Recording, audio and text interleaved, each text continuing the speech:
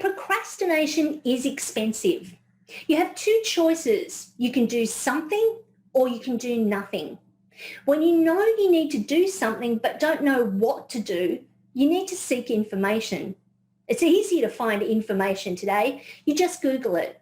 The challenge lies in understanding how the information you find connects with your world. If you want to be productive, you need to make decisions and take action. What do you need to take action on?